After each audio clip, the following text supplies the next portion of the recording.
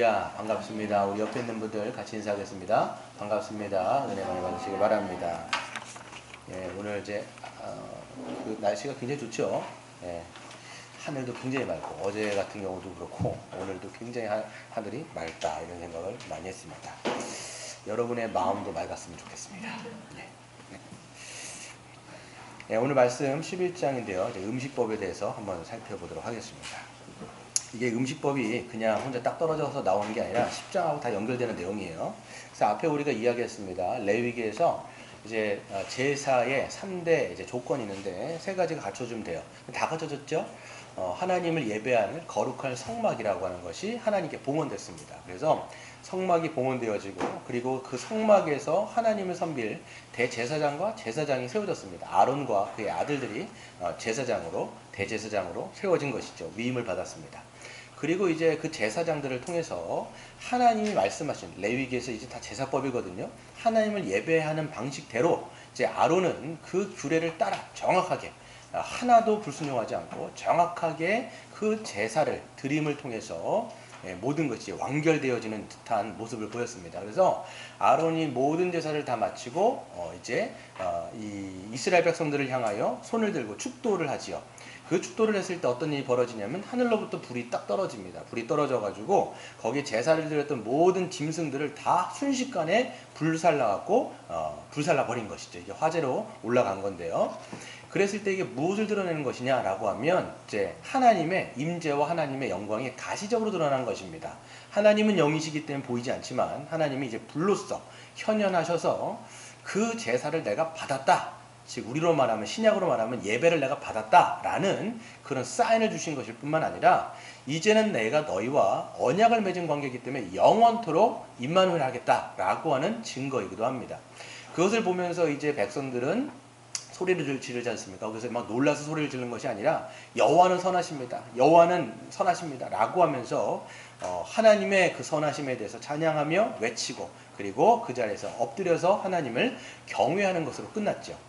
그랬을 때 이제 우리는 이제 성막도 제대로 됐고 제사장도 세워지고 제사도 제대로 드려졌고 그러면 이제 10장에서는 그것이 순탄하게 뭐 꽃길만 갈 것 같은데 바로 불순종이 나왔다라는 거예요. 바로 10장에서 나답이라는 사람과 아비후라는 사람이 하나님 앞에 드려야 되는 그 규례대로 드리는 것이 아니라 다른 불을 드림을 통해서 그 자리에서 불이 또 나와요.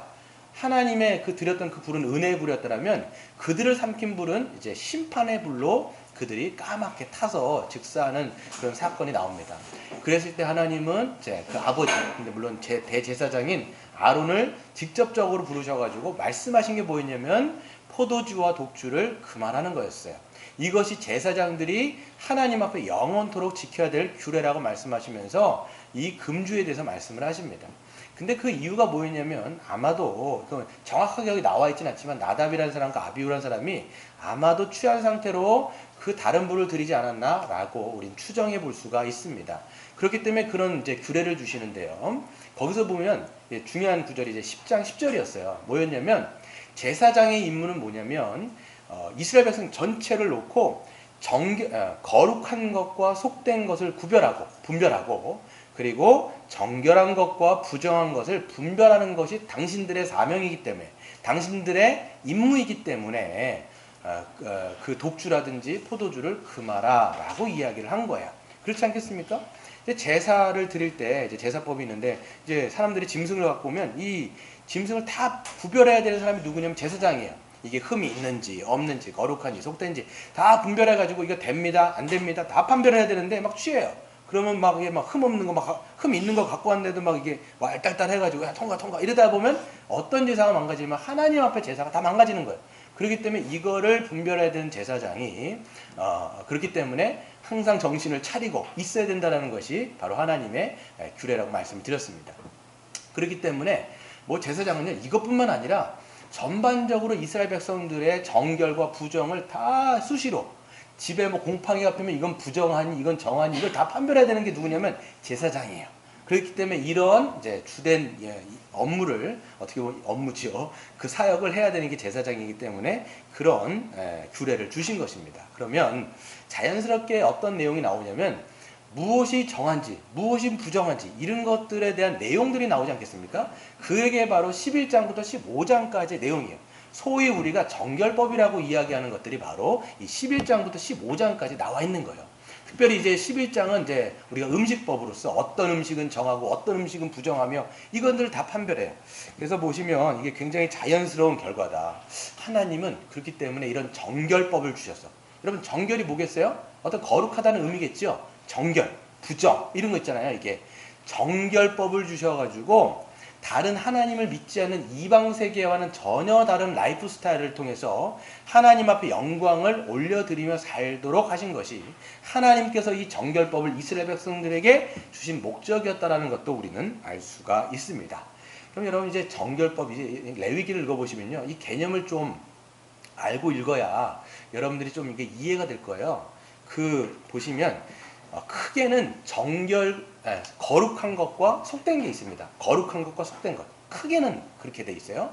거룩하다라고 얘기했을 때는 하나님에게 속한 것은 다 거룩한 거예요. 뭐 구약에서는 예를 들어서 대제사장, 그리고 제사장들. 이 정도는 다 또 그 제사장들이 갖고 있는 그들에게 몫으로 주어져 있는 어떤 고기들, 이런 것들은 다 거룩한 것들이에요. 그리고 성막 안에 있는 성막의 기구들은 다 하나님께 속한 것이기 때문에 거룩한 것으로 성경이 구약에서 나와 있습니다. 그 다음에 이제 나머지 것들은 다 속된 거예요. 우리가 속되다라고 얘기했을 때 그냥 우리 지금으로 말하면 세속적이다 이렇게 생각해서 부정적인데 레위기에서는 그렇지 않아요. 속되다라고 얘기하면 거룩하지 않은 모든 것은 다 속된 거예요. 그러니까 이거는 가치 중립적인 것인지 어떤 부정적인 것들을 이야기하는 게 아니라는 것을 알 수 있어요.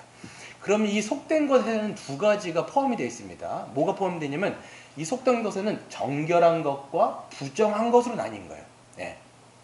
이 정결한 것은 이제 어떤 정결법을 통해서 거룩해질 수가 있어요. 네. 그러니까 하나님께 속해질 수가 있어요. 근데 부정한 것은 정결법을 통해서 정결해질 수는 있지만 이 부정한 것은 거룩해질 수는 없어요. 이렇게 돼 있어요. 그래서 좀 헷갈리시죠? 네.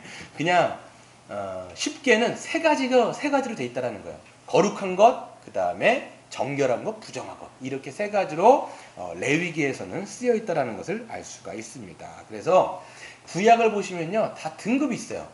여러분 한우 같은 데 보시면 등급 찍가 이게 등급 찍잖아요. 구약에는 등급이 있어요. 여러분 보시면 사람도 등급이 있습니다. 거룩함에 등급이 있어요. 가장 거룩한 게 누구냐면 대제사장과 제사장들이 가장 거룩한 자예요. 그러니까 이 사람들이 어디까지 들어갈 수 있냐면 제사장들은 성막이 있으면 성막 뜰을 지나가지고 그 안에 내성소까지 들어갈 수 있어요.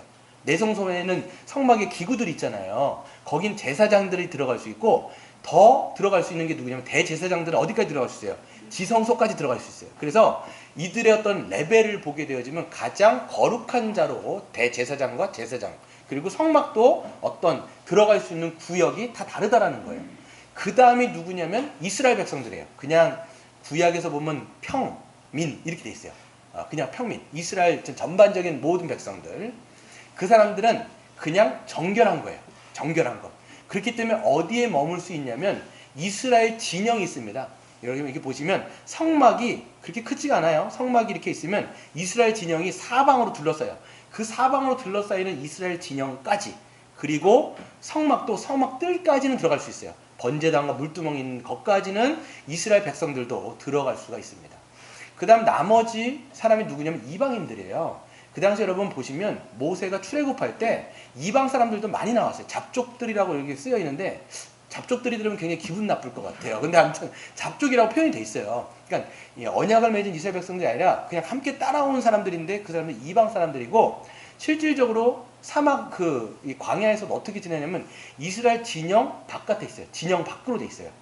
이게 부정한 자들로 성경은 기록하고 있고, 부정한 것, 정한 것, 거룩한 것, 이렇게 세 가지로 사람과 공간도 나눠버렸습니다. 이게 구약의 패러다임이에요. 이걸 우리가 잘 알지 못하면 구약을 읽을 때 약간 좀 헤맬 수 있습니다. 그럼 이제 정결법을 보시면요, 11장부터 15장까지가 정결법이 되어 있는데, 정결법에서도 이제 11장은 여러분이 아시는 것처럼 정결한 음식과 부정한 음식인 그 음식법이 나와 있습니다. 11장은 이거예요. 몸 외부에서 들어와서 우리를 부정하게 하는 것들을 얘기하는 거예요. 그렇잖아요. 음식이 몸 안에서 나오는 건 아니잖아요. 여러분 혹시 여러분 살 뜯어 먹고 사십니까? 그렇지 않잖아요. 그러니까 대부분 음식은 몸 밖에서 나오는 거기 때문에 외부에서 이 몸을 더럽게 하는, 부정하게 만드는 그런 내용이라면 12장부터 15장까지는 몸 안에서 나와서 우리를 부정하게 하는 것들이 나와 있습니다. 그래서 12장에서는 이제 우리가 배울 텐데 출산하고 관련되어 있습니다. 그래서 애를 낳으면요 부정하게 돼 있어요. 이게 구약은 그래요. 신약은 안 그렇지만 아들을 낳으면 30일 동안 부정하고 여자아이를 낳으면 60일을 부정해요. 자매들 기분 나쁘죠? 아니 제가 그런 게 아니고 구약이 그렇다는 거예요. 구약이. 예. 그 다음 시간에 좀 말씀을 드릴게요. 그리고 13장부터 14장은 악성 피부병, 무리 안에서 어떤 피부병. 대부분 이제 번역본에는 이게 다 문둥병이 다 있는데 사실 문둥병이 아니에요. 이제 이 몸에 곰팡이가 핀다거나 이게 몸에 있는 그냥 피부병을 얘기하는데 그런 것과 관련되어 있는 법이 13장에서 14장이 나옵니다.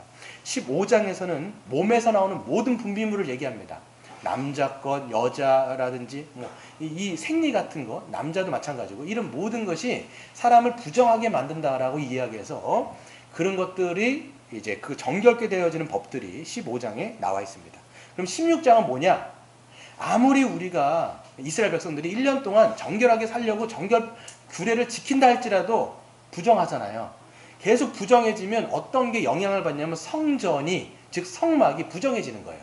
어디까지 계속 부정해지냐면 죄를 또 짓잖아요, 사람들이. 그러면 하나님의 지성소까지 지저분해진다고, 오염된다고 본 거예요. 그렇기 때문에 이거 한번 다 어떻게 해야 돼요? 1년에 한 번 날 잡아가지고 여러분 집안 살림할 때 뭐 하세요? 대청소. 구약에서도 대청소하는 날이 있는데 그게 대속죄일이에요. 그래서 16장에 기록이 되어 있는 거예요. 이런 순서대로 기록되어 있다는 걸 여러분들이 좀 아셔야 됩니다. 그래서 우리는 이스라엘 백성들이 지켰던 정결법을 더 이상 우리는 지킬까요? 안 지킬까요? 안 지킵니다. 왜 그러냐면 예수 그리스도로 말미암아 모든 것이 성취되었기 때문에 이제는 우리가 정결구례를 지킬 필요도 없어요.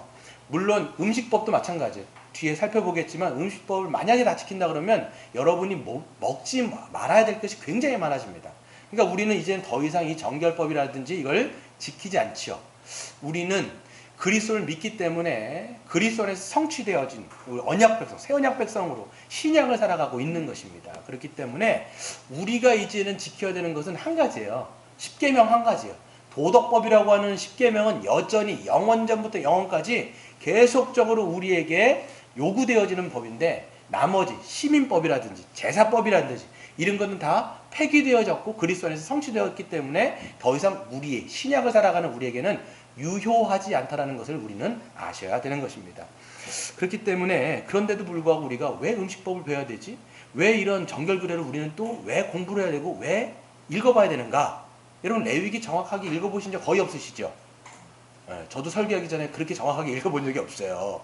그런데 보면 왜 우리가 신약시대에 이런 정결규례를 봐야 되는가 라고 보면 여기 안에 하나님의 뜻이 담겨 있어요. 하나님은 어떤 분이세요?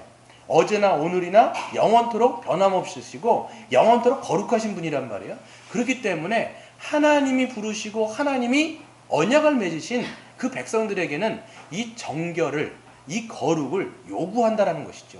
우리에게 문자적으로 우리에게 지켜지는 것은 아니지만 그 당시에 하나님이 어떤 거룩함을 요구하셨는지를 우리가 좀 생각해보고 또 살펴보는 그런 은혜의 시간이 되었으면 좋겠습니다. 그래서 오늘 이제 이 정결법에 대해서 특별히 음식법을 살펴볼 텐데 11장 전체가 음식법입니다. 보시면 우리가 읽진 않았는데요. 앞에 보시면 네 가지로, 크게는 세 가지로 네 가지로 나눌 수 있어요. 앞에는 육지에 살아가는 동물들, 육지 동물들, 그게 1절부터 8절까지고요. 9절부터 12절까지가 바다에 사는, 그러니까 이건 뭐 민물도 포함됩니다. 물에 사는 물고기들. 그리고 13절부터 23절까지가 하늘을 날아다니는 새들. 그리고 24절부터가 아니죠. 그렇죠. 20절부터가 그렇죠. 그러네요. 새가 이제 13절부터 19절, 20절부터 23절은 곤충이에요. 그래서 땅에 사는 곤충들에 대해서 크게 네 가지 카테고리를 가지고 어떤 게 정한 것이며 어떤 게 부정한 것인지를 설명하고 있다는 것을 우리가 볼 수가 있습니다. 여러분들 정신을 잘 차리셔야 됩니다. 그래서 보시면 첫째 육지의 짐승들을 보시면 쓰세요. 여러분들 이제 하지 말고 그냥 이렇게 보시면 졸아요. 그러니까 쓰시면서 들으세요. 그래서 제가 늘 속으로 페이퍼를 나눠드리는 거기 때문에 쓰시면서 들으셔야 돼요. 그래서 육지의 짐승들을 보시면 이스라엘 백성들이 먹을 수 있는 정결한 음식이 되려면 두 가지 조건이 포함되어집니다. 뭐냐면 두 가지 조건이 바로 굽이 갈라진 것, 그리고 하나는 색임질을 하는 것입니다. 이 두 가지 조건이 다 충족이 되어져야지만이 정결한 짐승이에요. 이 굽이라는 게 뭐냐면 이제 말굽 같은 거, 이제 굽이 갈라진 거예요. 그리고 색임질이라고 하는 것은 이 되색임질을 하는 겁니다. 그래서 이런 짐승들이 하나님 앞에, 하나님이 아니라 그 하나님께서 정한 짐승이라고 얘기했고 이것만 먹을 수 있다라고 하나님이 말씀하신 거예요. 그렇기 때문에 둘 중에 하나라도 조건이 충족되지 않으면 그거는 부정한 거예요. 그래서 만약 여기서 이제 예가 나와 있는데 낙타라든지 사반은 이제 너구리과에 있습니다. 토끼, 이거는 색임질은 하지만 굽이 갈라져 있지 않았어요. 그리고 돼지는 굽은 갈라져 있지만 색임질을 하지 못하기 때문에 다 부정한 것이라고 성경은 기록을 하고 있다란 말이에요. 그렇죠? 그렇기 때문에 이제 정결한 동물, 그 당시에 이스라엘 백성들이 먹을 수 있는 것은 소라든지 양이라든지 염소 같은 거는 다 먹을 수가 있어요. 근데 나머지 것들은 먹을 수 없는 것들이 너무 많죠. 낙타, 사반, 토끼, 돼지, 개라든지 강아지 못 먹습니다. 그리고 땅에 기는 두더지, 쥐, 도마뱀. 사실 쥐 같은 거는 먹고 싶진 않아요, 제가. 그리고 도마뱀, 악어, 카멜레온 뒤에 막 써 있어요. 배로 기어 다녀가지고 바닥에 배가 닿는 것들은 다 써 있습니다. 이게 다 부정하다 이렇게 써 있습니다. 그러니까 만약에 우리가 구약을 살았으면요, 여러분이 그렇게 드시고 싶은 돼지고기 같은 거는 거의 먹을 수 없는 거예요. 아예 못 먹어요. 네. 그리고 강아지, 개 드시는 분 계시나요? 드시는 분 계신다면 이것도 못 먹는 거예요. 다 못 먹게 되는 거예요. 다 못 먹는 거예요. 네. 그러니까 이렇게 살면 좀 답답하겠죠, 여러분. 힘들죠. 네. 그래서 신약을 살아가는 여러분, 축복합니다. 네, 그래서 두 번째는 이제 물고기인데요. 물고기를 보시면 이스라엘 백성들이 먹을 수 있는 정결한 이제 물고기 같은 건 어떤 거냐? 이거 민물도 포함되고 바닷물도 포함됩니다. 근데 보시면 두 가지 조건이 있어야 되는데 지느러미가 있어야 돼요. 지느러미가 있거나 그 다음에 비늘이 있어야 됩니다. 둘 중에 마찬가지로 하나도 없으면 이거는 부정한 물고기라고 되어서 먹을 수가 없어요. 그렇기 때문에 만약에 구약의 기준을 가지고 간다면 여러분이 못 먹을 게 너무 많은 거예요. 여러분 이제 조개탕 같은 것들, 요즘에 이제 조개구이 많이 하는데 어패류는 다 못 드세요. 왜냐하면 조개는요, 둘 다 만족이 안 되는 거예요. 바다에는 살지만 지느러미도 없어요, 비늘도 없어요. 그렇게 되면 이거 다 못 먹어요. 그리고 여러분들이 술안주 할 때 드시는 거 좋아하시는 거 뭐죠? 오징어. 혹시 안 드세요? 아니요. 그렇죠. 오징어, 문어 이런 거 다 못 먹는 거예요, 여러분. 아예 못 먹습니다. 그리고 또 뭐가 있습니까? 게라든지 가재 같은 거 있잖아요. 새우 같은 건 싹 다 못 먹어요.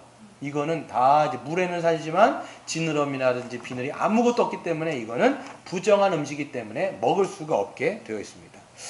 또 마찬가지로 지느러미는 있지만 비늘이 없어서 부정한 것들이 있는데, 여러분 좋아하는 거 있죠? 늘 드시는 거, 요즘에 드시는 거, 장어도요 부정한 거예요.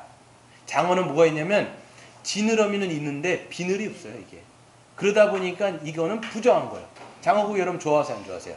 굉장히 좋아하신단 말이에요. 그냥 구약에 태어나셨으면 절대로 그건 드실 수가 없었다. 그렇죠. 그걸 못 드신 거죠. 그리고 세 번째는 공중에 나는 새를 보면요, 특별한 기준은 없습니다. 어떤 게 정한 거고 어떤 게 부정한 것이 기준은 나와 있지 않지만 부정한 새 종류에 대해서 나와 있어요. 그게 대부분 보면 맹금류예요. 여기서 보시면 저도 아는 게 별로 없더라고요. 독수리, 솔개, 물수리. 근데 이게 대부분이 뭐냐면 맹금류. 그래갖고 보통 사체, 죽은 그 짐승들 사체를 집어먹는 그런 맹금류의 한 20가지 종류가 쓰여 있는데, 이것들은 대부분 부정하다라고 성경이 하나님께서 말씀하시는 종류라는 것을 우리가 알 수가 있죠. 네 번째는 곤충의 경우를 보면요, 이스라엘 백성들이 먹을 수 있는 정결한 곤충. 별로 곤충은 저도 먹고 싶진 않지만, 이 정결한 곤충은 뭐냐면 날개가 있고 뛰어다니는, 즉 다리에 관절이 있는, 그래서 펄쩍펄쩍 뛰는 그런 종류들은 정결한 곤충이에요. 뭐가 있을까요? 메뚜기라든지 배짱이라든지 귀뚜라미라든지 팥중이라든지 이런 것들은 다 정결한 곤충. 그렇기 때문에 여러분들이 식용으로도 먹을 수 있는 그런 것들이지만, 반대로 개미라든지 거미라든지 지렁이라든지 먹고 싶지 않죠. 뭐 하여튼 모든 애벌레들은 날개는 있다 할지라도 기어댕긴다라면, 땅으로 배를 이제 밀고 댕긴다라면 이건 다 부정하다라고 얘기해서 부정한 곤충이라고 이야기를 할 수가 있습니다. 그래서 여러분 보시면 하나님은 정결한 짐승은 먹을 수 있고 그렇지 않은 것들은 먹을 수 없다고 말씀하셨는데, 하지만 여러분 부정한 짐승 자체가 부정하기 때문에 만지거나 접촉만 해도 부정하게 되는 것은 아니에요. 이걸 여러분 아셔야 돼요. 이거 부정한 거예요. 부정한 짐승인데 만져서도 안 된다? 아니라는 거예요. 낙타는요, 이스라엘 백성은 타고 다녔어요. 어떨 때는 보면. 그런데 이건 지금 뭐를 금지하는 거냐? 먹지 말라는 거예요. 이거 자체가 부정하기 때문에 먹으면 그게 아니라 하나님께서 만드신 것 중에 부정한 게 사실 어디 있겠어요. 이걸 통해서 우리에게 보여주시는 뭔가가 있긴 하지만 먹지 말라는 것이지 이것 자체가 부정해갖고 어떤 오염을 준다는 건 아니에요. 만질 수는 있습니다. 먹지는 못하는 것이라고 이야기를 할 수 있죠. 그런데 보시면 죽은 짐승의 사체는 다 부정합니다. 이게 정결하든 부정한 짐승이든 이게 죽은 것이면, 이게 사체면 이건 부정한 거예요. 근데 여러분 보시면요, 제사 때 어떻게 해요? 짐승을 죽여야 되잖아요. 그렇기 때문에 제물로 드리는 짐승 빼고 이거는 먹어야 되는 거예요. 이거 빼고 나머지 모든 죽은 짐승의 사체는 다 부정한 거예요. 그렇기 때문에 가령 가다가 실수로, 실수는 아니겠지만 죽은 짐승의 사체를 만졌어요. 그러면 그 사람은 부정해져요. 혹은 죽은 짐승의 사체가 내 몸 위로 떨어졌거나, 만약에 몸 위로 떨어지면 부정해지는 거예요. 내가. 그렇게 하면 어떻게 되냐면 저녁까지 일시적으로 부정해집니다. 그러면 그 사람은 몸을 빠는 게 아니라 옷을 빨아가지고 정결법을 지켜야 돼요. 그리고 만약에 죽은 짐승의 사체가 뭐 이게 이제 부정하든 정하든 어디 떨어졌냐면 그릇에 떨어졌어요. 우리가 먹는 밥그릇이라든지 사기 그릇에 떨어졌어요. 그럼 어떻게 되냐면 그걸 다 깨야 돼요. 다 깨가지고 그 부정한 것을 정결하게 만드는 그 정결규례를 지켜야 되는 것이 있었다라는 것이죠. 하나님은 여기서 무엇을 보여주시는 거냐면 죽음이라는 것이 얼마나 부정의 힘이 있는지를 보여주시는 거예요. 여러분, 죽음이라고 하는 것은 하나님의 창조의 세계에 반하는 것입니다. 여러분, 하나님의 창조의 세계는요, 생명이에요. 한마디로 얘기하면 생명입니다. 그래서 창조의 세계는 생명력이 넘치는 거죠. 생명의 기운과 생명의 에너지가 넘쳐요. 어제 제가 이제 교회를 오면서 이 안양천을 따라오는데 그냥 푸릇푸릇한 그 녹음이 아주 푸러요. 그렇잖아요. 하늘도 파랗고 하면서 이 녹음이 푸르고 그 다음에 생명력이 있고 그 다음에 잎사귀가 있고 열매가 탱글탱글하고 이건 다 생명력입니다. 근데 죽음이라는 건 뭐예요? 마르고 고사되고 죽어진 생명의 기운이 없어지면서 점점 말라서 끝나는 거예요. 그러니까 이거는 하나님의 원래 창조의 세계에는 있어서는 안 되는 것들인데 그 죽음이라고 하는 것이 어떻게 들어온 거예요? 인간의 죄 때문인 거예요. 인간의 죄로 말미암아 이 세상, 이 하나님의 창조의 세상 가운데 하나님이 원하시지 않은 죽음이라는 것이 들어왔고 그 죽음이라는 것이 하나님이 만드신 이 생명력 있는 세상을 왜곡시키고 오염시키고 망가뜨렸다라는 것이 이 성경의 전반적인 내용이에요. 왜 세상은 이렇게 됐을까? 인간의 죄거든요. 인간의 죄로 말미암아 모든 이 죄의 부정한 것들이 사람뿐만 아니라 모든 물질 세계까지도 다 오염시키고 이 오염과 모든 왜곡을 시켰어요. 그래서 여러분 로마서 8장에 보시면 뭐라고 되어 있냐면 하나님, 이 모든 자연만물 피조 세계들이 하나님의 아들이 오는 것을 고대한다라고 되어 있어요. 예수님의 재림이거든요. 만물이 다시 새하늘과 새 땅으로 갱신되어질 것을 이 지금 자연만물도 고대하고 있다라고 성경이 기록하고 있는 것이죠. 그런 것처럼 이 죽음이라는 것, 이 이스라엘 백성들에게 이 죽음이라는 것이 얼마나 하나님의 창조의 세계와는 반하는 것인지를 시각적으로 보여주는 이 교훈들이 바로 이 음식법이라든지 모든 정결 규례 가운데 나와 있어요. 그래서 나중에 보시면 유출이라든지 피를 쏟는다든지 이런 것들이 다 뭐냐면 부정케 되는 거예요. 죽음하고 가까운 거예요. 그래서 하나님은 이 성막과 진영 가운데 죽음이라는 것들이 얼씬도 하지 못하도록 하나님은 그것들을 보호하시는 거죠. 네, 그렇죠. 그래서 정결교를 계속 지키는 거예요.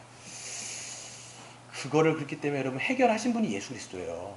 죽으셨지만 부활하심을 통해서 이 죽음의 그림자가 드려워진 이 세계 가운데 하나님의 생명을 그리스도를 믿는 자들에게 부어주시는 게 그리스도거든요. 그래서 여러분 죽음과 사망의 것을 깨달았다는 게 엄청난 사건이라는 걸 우리는 믿어야 되는데 부활절 때만 막 그냥 그때만 약간 계란 보면서 생각하잖아요. 그게 엄청난 사건이에요, 사실 말해서. 톰 나이트라고 하는 신학자는요, 그렇기 때문에 예수님의 십자가도 중요하지만 정말 물론 십자가도 중요하지만 또 중요한 건 부활인데 기독교인들이 자꾸만 이 십자가만을 강조하고 부활을 강조 안 한다는 거예요. 저는 맞다고 생각해요. 톰 라이트의 의견이 굉장히 맞습니다. 그래서 부활절을 우리가 하루만 지키잖아요. 전혀 그렇지 않아요. 원래 부활절은 굉장히 오랜 동안 지키는 거예요. 하나님의 그 생명의 역할, 이 생명의 역사가 다시 그리스도의 부활을 통해서 이 땅 가운데 태동됐기 때문에 우린 부활절도 제대로 지켜야 돼요. 원래 사실 말이에요. 네. 아무튼 그렇습니다. 그렇다면 이렇게 정결한 것과 부정한 것을 나누는 기준이 뭐였을까요, 여러분? 왜 하나님은 이건 정결해, 이건 부정한 거야?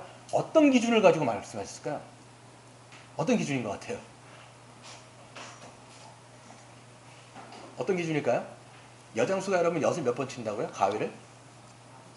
여장수 마음대로. 그래서 첫 번째 해석이 뭐냐면 임의적 해석이에요. 이거는 곧 이제 일부 랍비들이 주장하는 그 의견들인데요. 하나님께서는 부정한 것, 정한 것을 하나님이 자의적으로, 임의적으로 말씀하시고 이 이스라엘 백성들이 순종하는지를 시금석으로 주셨다라고 하는 것이 이 임의적인 해석인데 저는 이 의견에 굉장히 동의해요. 근데 이 의견이 거의 지지를 못 받습니다. 지금은 거의 이렇지 않다라고 많이 보는 의견 중에 하나입니다.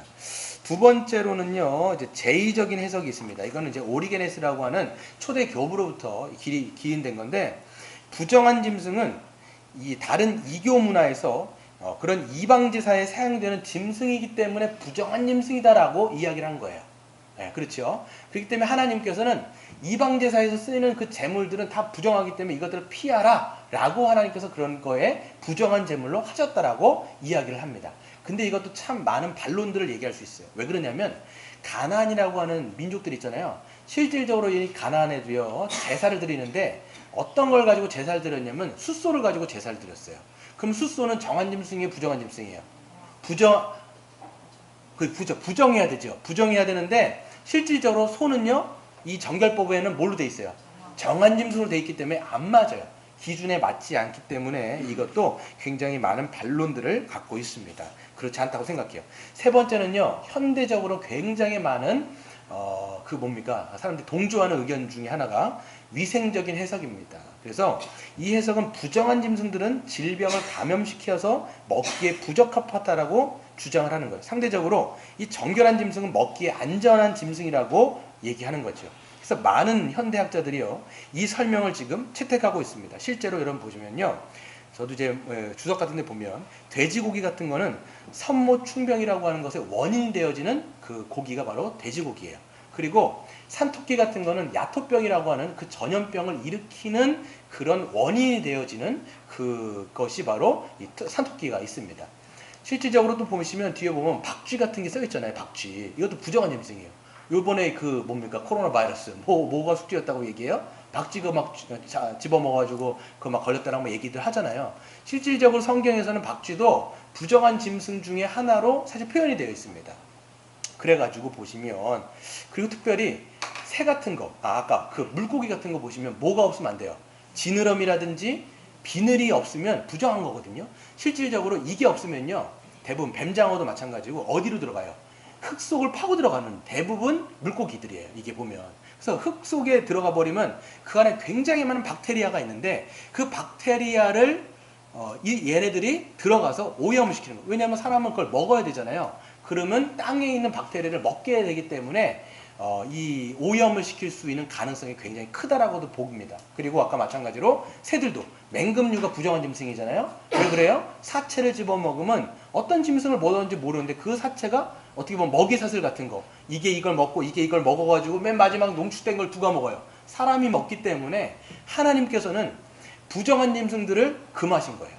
그래가지고 이건 먹어도 돼, 이건 먹지 말아야 돼 라고 하나님이 보건위생법으로 주신 것이다 라고 말씀을 하고 있었다라고 현대신학자들이 많이 채택을 하고 있는 것인데, 그런데 이것도 굉장히 많은 그 불명확한 기준들이 있습니다. 어떤 것들은 부정한 것인데도 굉장히 영양가도 좋고 그런 것들이 많이 있다고 해요. 그래서 이것도 이 보건위생법으로 줬다라고 얘기했을 때 맞지 않는 분이 많은데, 실제적으로 여러분 제7일 안식일교 있잖아요. 제7일 안식 예수재림교라고. 근데 여전히 이거를 지키고 있어요.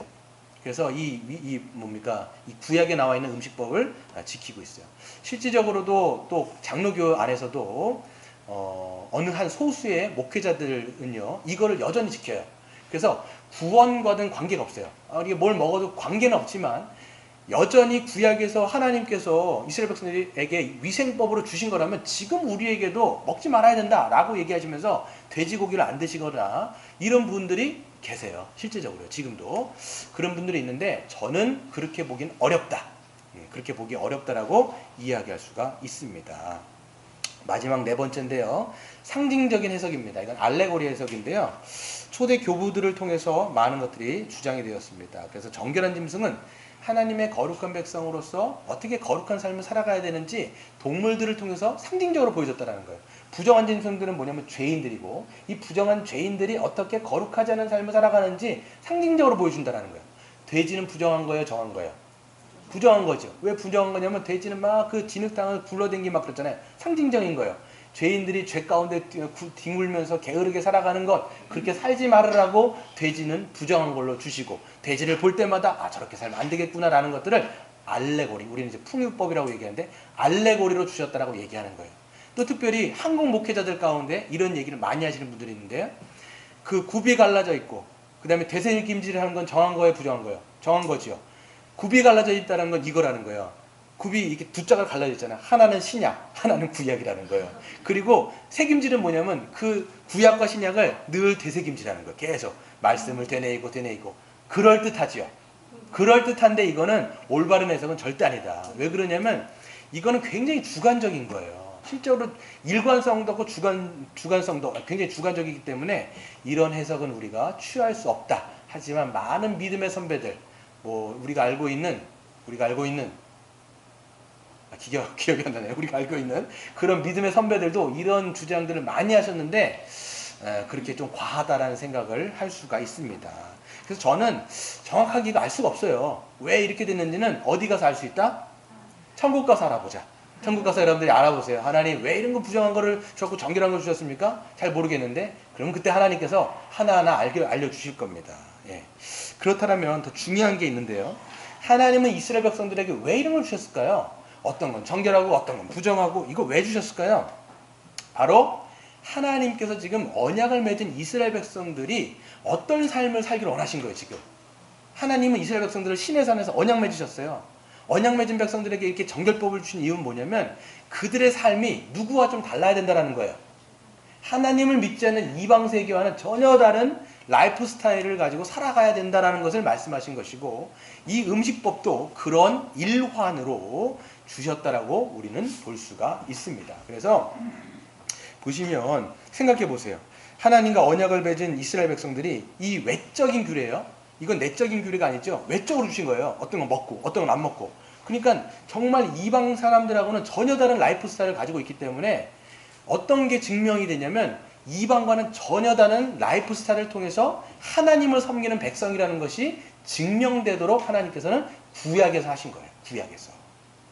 여러분 지금도 여러분 유대인들은요, 전통적인 유대인들은요 코쉐르라고 하는 걸로 지금도 지키고 있어요. 이거를요. 그리고 여러분 우리가 이태원인가요? 저기 가보시면 이슬람 애들 있잖아요. 이슬람 애들이 할랄이라고 해갖고 여러분 음식 지키는 거 아세요?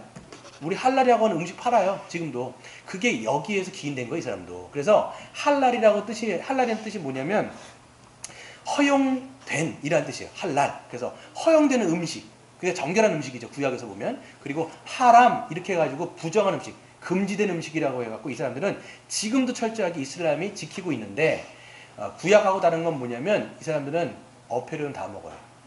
어패류는 다 먹어요.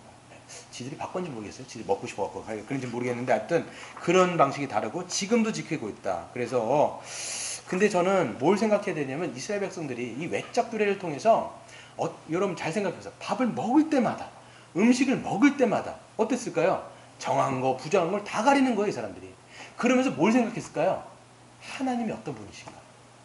우리에게 은혜를 베풀어 주신 하나님은 어떤 분이시지? 하나님은 정결한 분이시고 거룩하신 분이구나.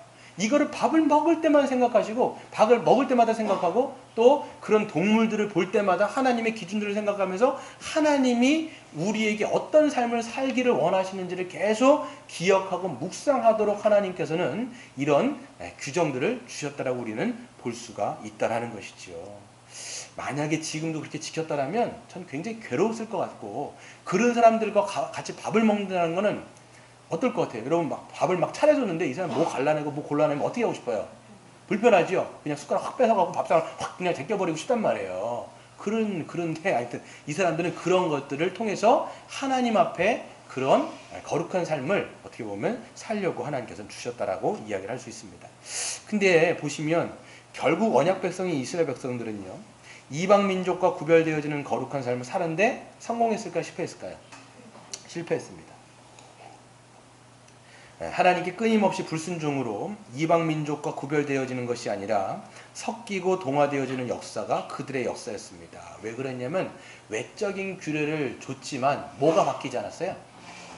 마음이 안 바뀐 거예요. 내면이 전혀 바뀌지 않은 상태에서 외적인 규례만 지킨다고 할지라도 이거는 될 수가 없는 거예요. 그들은 내면이 안 바뀌었기 때문에 끊임없이 하나님 앞에 불순종하고 끊임없이 이방 민족과 동화되어지고 섞여짐을 통해서 하나님의 백성과 전혀 구분되지 않는, 나중에는 거의 똑같습니다. 그리고 실질적으로 나중에 외적 규례도 제대로 지키지 않는 것이 바로 이스라엘 백성들의 역사였다는 것을 알 수가 있지요.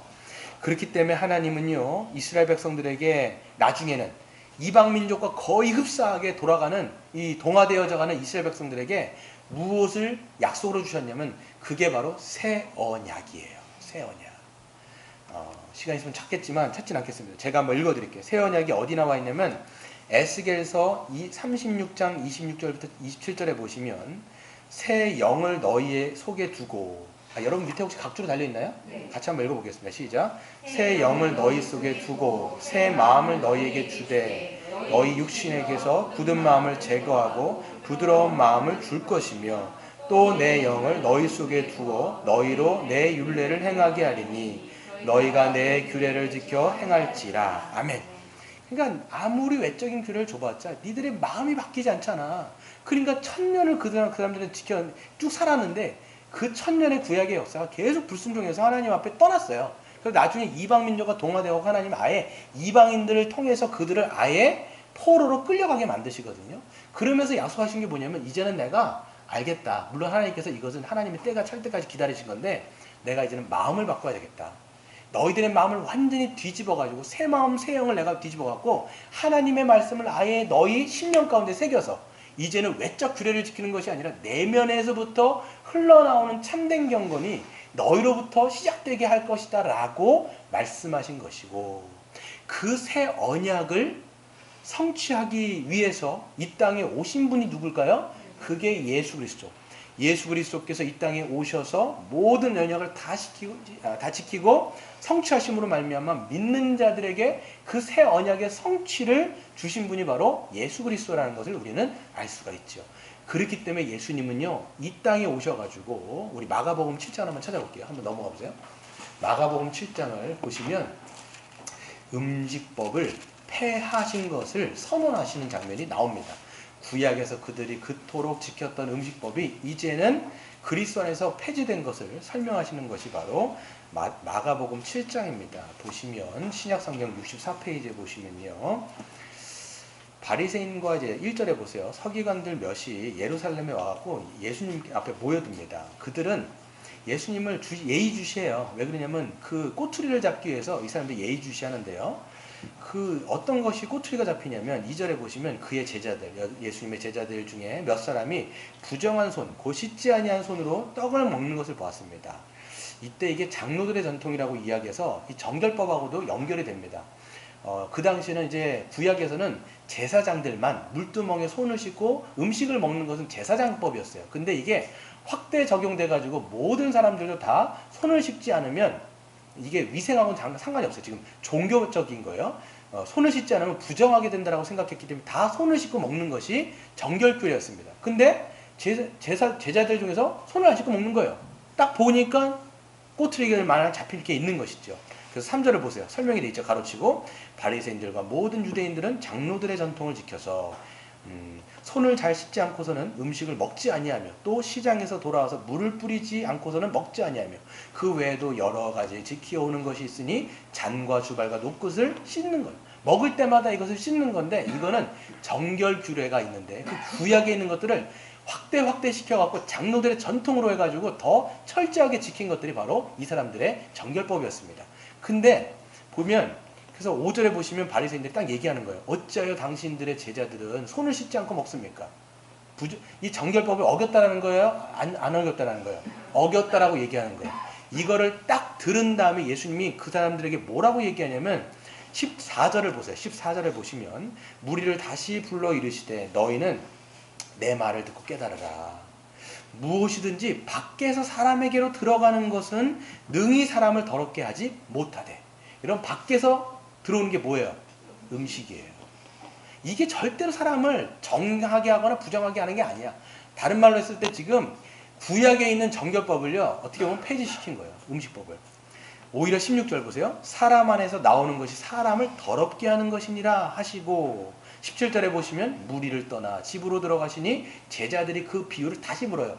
지금 알아들었다는 거 못 알아들었다는 거예요. 못 알아들어서 또 질문한 거예요. 그랬더니 18절에 보세요. 예수께서 이르시되 너희도 이렇게 깨달음이 없느냐. 예수님은요 좀 온유하진 않으신 것 같아요. 보면 굉장히 날카롭게 말씀. 여러분 질문했는데 여러분 이렇게 탁 얘기하시면 너희도 어떻게 깨달은 게 없냐. 그럼 질문하고 싶어요? 안 하고 싶어요? 못해요 사실. 입이 막혀가지고. 예수님은 그렇기 때문에 온유하신 분은 아니었던 것 같아요. 제가 보면. 네. 그런데 보세요. 무엇인지 밖에서 들어가는 것이 능히 사람을 더럽게 하지 못할 것을 알지 못하느냐 얘기하는 거죠. 이는 마음으로 들어가지 않고 배로 들어가서 뒤로 나감이라. 이러므로 모든 음식물은 어떻게 하다? 깨끗하다. 여기서 딱 선언해 버리신 거예요. 구약 그 음식법은 폐지됐다라는 얘기하는 거예요. 당연히 그렇지 않겠습니까? 음식이 들어가면요 이게 마음을 건드리지 않잖아요. 여러분의 음식물이 마음을 건드리고 지나가시던가요? 그렇지 않죠? 배로 지나가고 이것이 그냥 뒤로 나가는 거예요. 그렇죠? 배변으로 나간단 말이에요.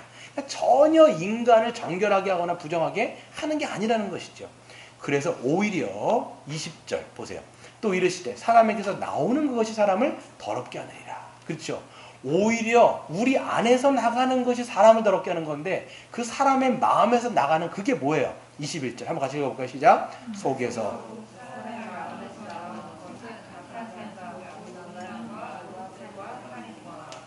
가늠과 탐욕과 악독과 속임과 음탕과 질투와 비방과 교만과 우매함이니 이 모든 악한 것이 다 속에서 나와서 사람을 더럽게 하느냐. 여러분 예레미야 보시면요 모든 만물보다 더러운 게 뭐라는 거예요? 사람의 마음이라고 얘기하는 거예요 지금. 그렇지 않아요? 여러분 이 세상이 왜 이렇게 됐을 것 같습니까? 음식이 더러워서 사람이 이렇게 됐을까요? 세상이 이렇게 된 거예요?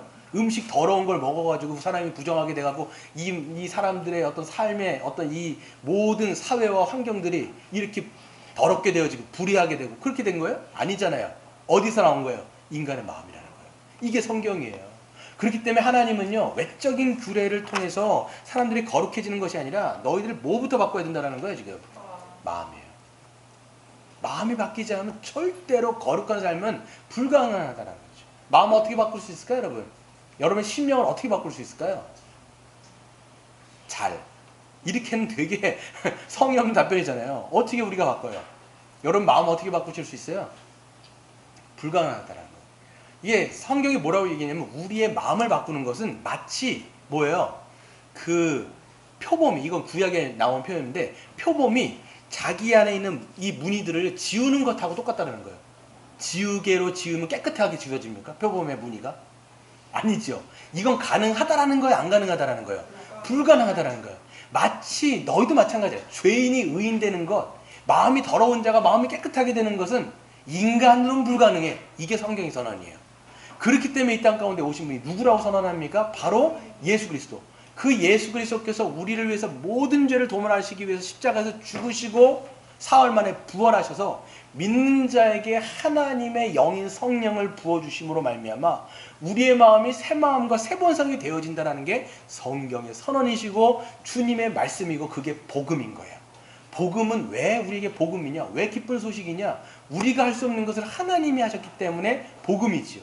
그러니까 우리가 예수를 믿으면요, 죄가 용서함 받을 뿐만 아니라 우리가 하나님 앞에 의롭게 되어질 뿐만 아니라 우리의 마음이 물과 성령으로 거듭나서 새 마음과 새 본성으로 변화되어진다라는 게 복음이라고 성경이 증언하고 있는 것입니다.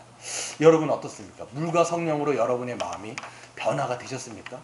성경은 이것을요, 우리에게 속사람을 가졌다 얘기해요. 그리고 너희들이 그리스도로 말미암아 새로운 피조물이라고 얘기합니다. 그리고 우리에게 물과 성령으로 거듭난 자라고 얘기하는 거예요. 이것을 우리가 성경에서는 뭐예요? 성도라고 얘기하는 거예요. 깜짝 놀랐네요. 물과 성령으로 여러분 거듭나셨어요? 예수 믿고 여러분 물과 성령으로 거듭났습니까? 그 사람이 여러분 세례받은 자고 그 사람이 성찬에 참여한 자라고 성경이 이야기하고 있는 거예요. 여러분 지금은 새 언약 시대입니다. 즉 성령의 시대인 거예요. 하나님은 성령을 통해서 우리에게 물붓듯 그 은혜를 부어주고 계십니다.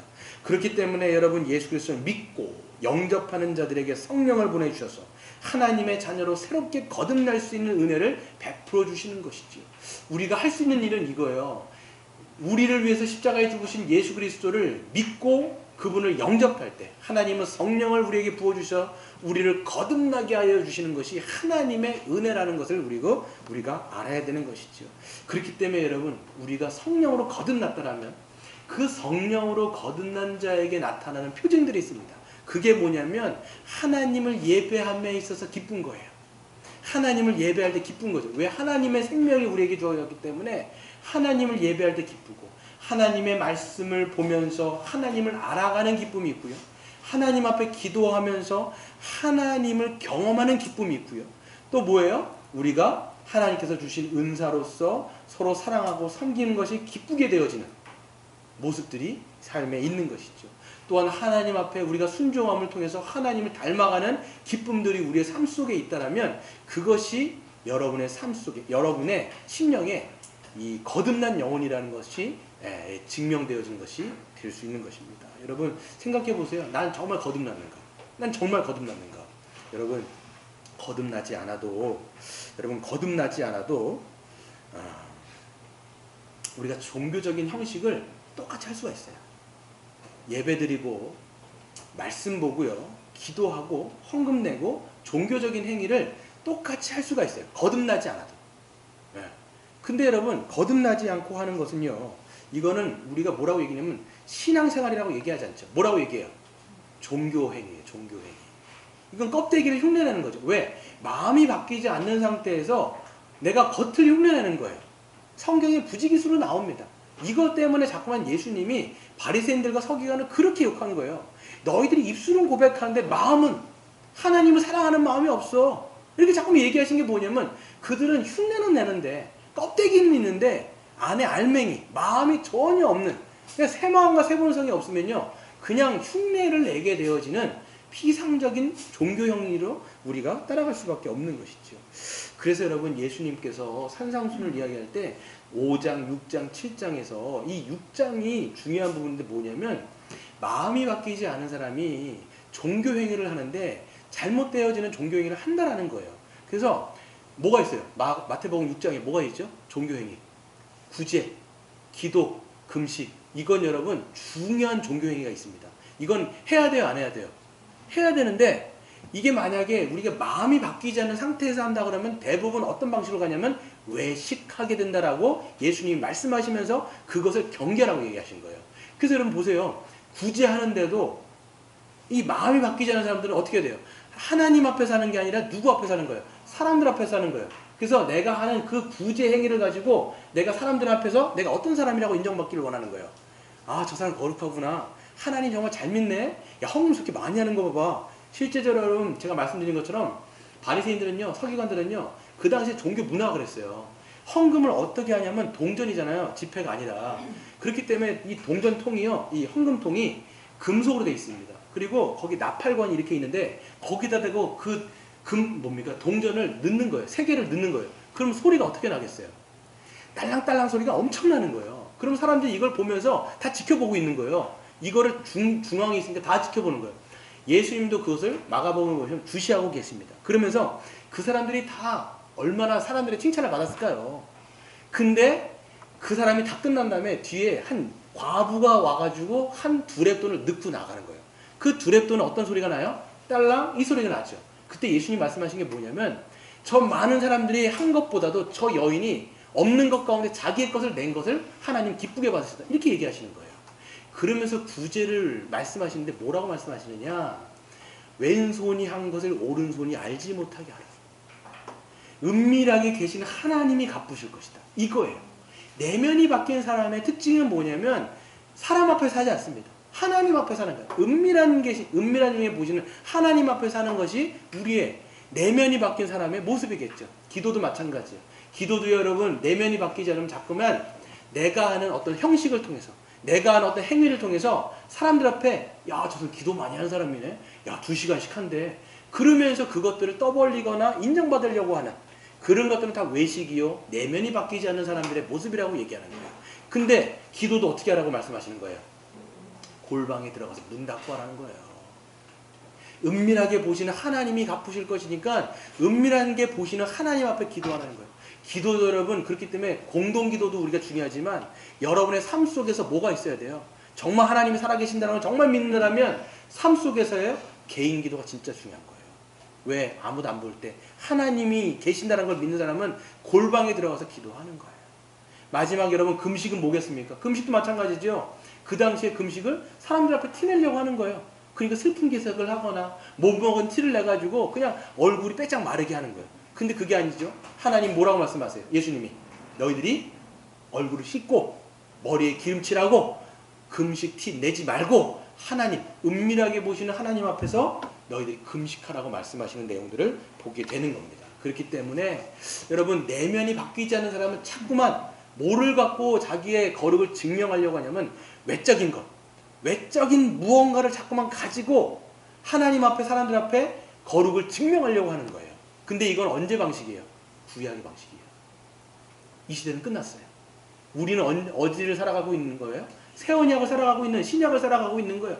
내면이 바뀌었다라면 이제는 이심전심, 이심전심, 하나님의 마음, 내 마음, 하나님 마음. 그래서 하나님의 마음을 헤아리고 하나님 앞에 신앙생활을 하게 되는 것입니다.